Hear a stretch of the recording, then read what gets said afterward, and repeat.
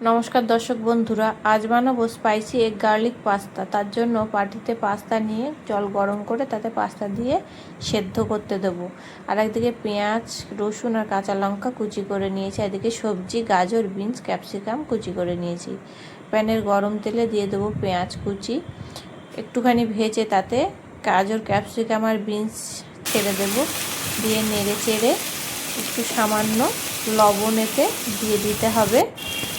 লবণ দিয়ে আবারও মিনিট 2 এটাকে বেশ কিছুক্ষণ নাড়াচাড়া করে নেব।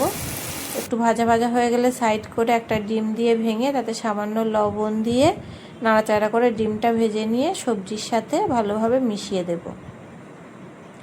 এরপর পাস্তাটাকে জল ঝারিয়ে সেদ্ধ হয়েছে ভালো তুলে নিয়েছি।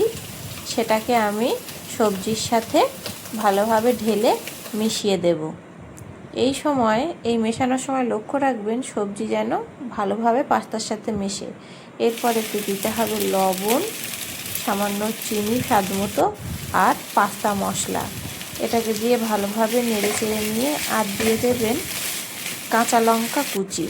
আমি এতে লাল আর সবুজ দু রকমের লঙ্কা কুচি করে নিয়ে এতে ছেড়ে দিয়েছি। কাঁচা লঙ্কা কুচি দিয়ে তারপর একটু টমেটো কেচাপ দিয়ে ভালোভাবে নেড়ে চেড়ে নামিয়ে নিলেই তৈরি হয়ে যাবে পছন্দের সন্ধেবেলার টিফিন এগ গার্লিক পাস্তা।